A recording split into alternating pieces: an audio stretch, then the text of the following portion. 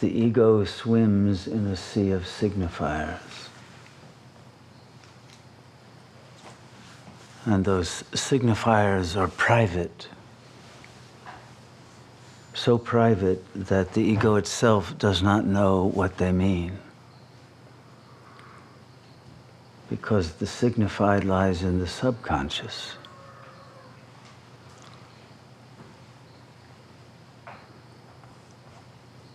And it's only the sensor that determines how much of that is revealed.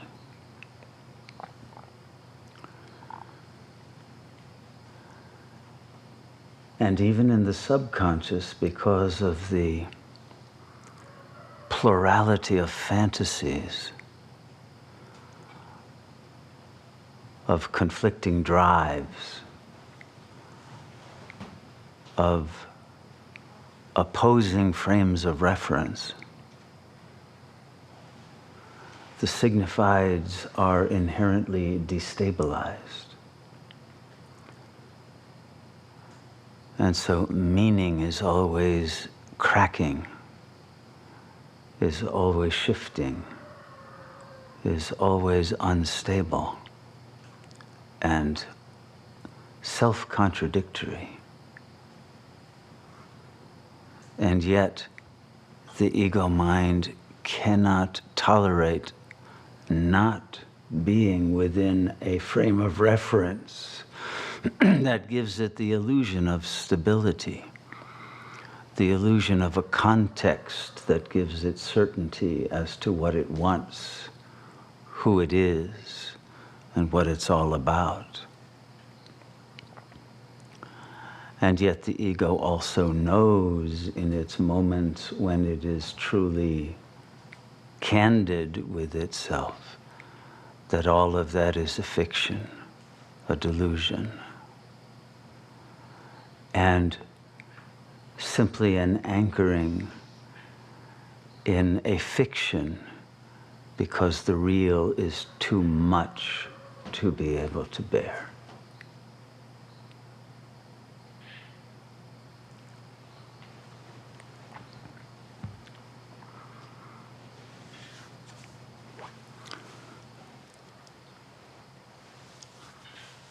And because the ego has only signifiers to use for its currency of communication, of exchange, of relationship,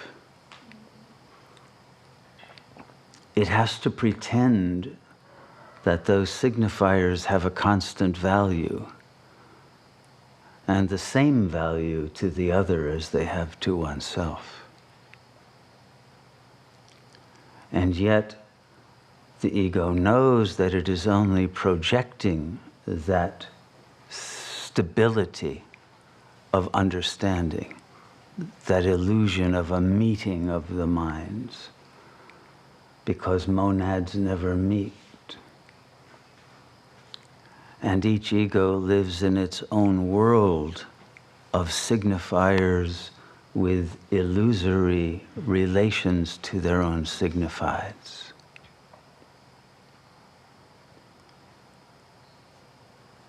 And therefore the ego is always prone to and liable to fall into an abyss of psychotic lostness, in which the signifiers that it uses to anchor itself in an identity dissipate and lose their solidity. And the ego is suddenly empty of any sense of reality. So the Sangha is now screening a series of films with the title Mahabharata. But if anyone thinks that that signifier that is used as the title of the film has any relationship to the epic poem by that name, then there is a complete misunderstanding. The Mahabharata, with that title, that is a video spectacle, has almost no relationship to the epic poem. This is a complete fictional adaptation by two people, Carrière and Peter Brook, that are simply projections of their understanding of reality using signifiers pulled out of that original epic poem. That is such a long work. It's longer than all of the other epics combined. Bible, Iliad, Odyssey, the Kalevala, you name it. It's more than all of them. And the narratives contained in them put magic realism to shame. It's magic on acid. And because the signifiers were written thousands of years ago in a social context totally different from our own, and written for minds that had completely different kinds of ego structures than our own, it is literally impossible for us to have an understanding within the ego frame of reference of what the Mahabharata is about. And because it is actually about aboutness, it is about how do you reestablish a reality after the collapse of a world order, right? Because it's about that liminal shift between Dwapara Yuga and Kali Yuga. But the poem itself superimposes that with the same shift that occurs and the same destabilization of meaning and being between every yuga and at the end of the kalpa itself. And all of those are contained within the signifiers that refer to a signified that transcends the possibility of being phenomenologically grasped, because it is dealing with the noumenal roots of the phenomenal manifestation. And that's why, although the core of the film, at least, and for many the poem, is about Dharma as that consistent frame of reference of law, of order, of truth, of being that remains constant through time, which is why they refer to it as the Adi Sanatana Devi Devta Dharma, the Dharma that was there for the gods and goddesses of Sat Yuga and remains even to the end of Kali Yuga. But does it remain? If you're no longer a god or a goddess, can you really live by the same Dharma? Or do you live by remnants of the signifiers that are traces, memory traces of what is lost, not what is possible, but what can no longer be achieved?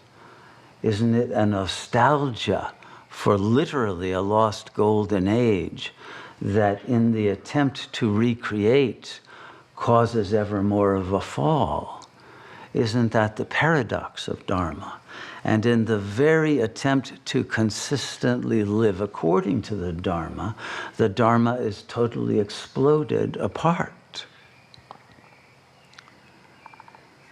And in order to adapt to the chaotic shift of circumstances at the end of a yuga, and particularly at the end of Kali Yuga,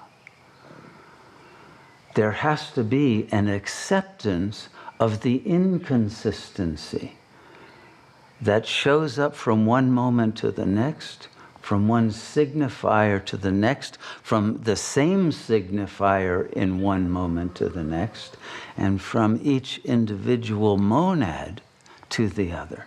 A total il n'y a pas. And this is shown in the inconsistency of the way that the Dharma is lived, which in every case is an exception to the rule, never a following of it. And if you take the Dharma of marriage as the key, core rule that holds society together, and childbirth, how many children are born from gods rather than from humans, or from parthenogenesis, or from a male sperm dropping into a fish and being cut open and producing magical offspring. How many of these kinds of situations? How many wives had 5 husbands rather than 1? How many situations were totally inconceivable to any kind of social organization?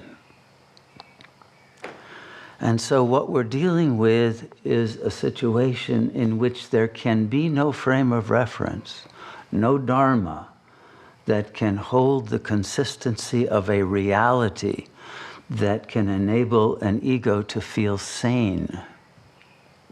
And therefore, until you rise above the ego level, the kind of anxiety that will be felt, the kind of madness, the kind of terror of going mad that the ego will suffer from will become ever more unbearable.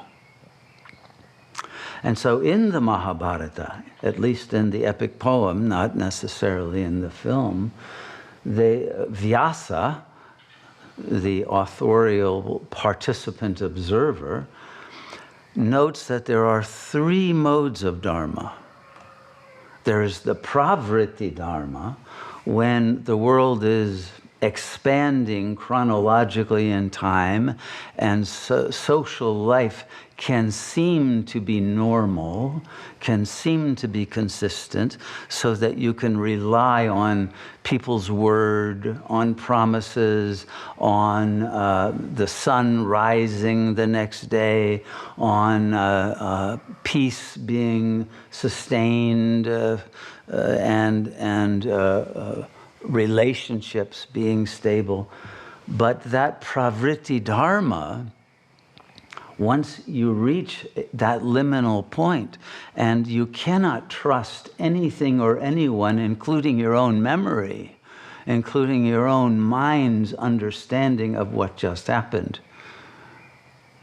including all of the things that one takes for granted as an ego to establish oneself as a being in a world, then that pravritti Dharma does not allow an ego consciousness to sustain a life.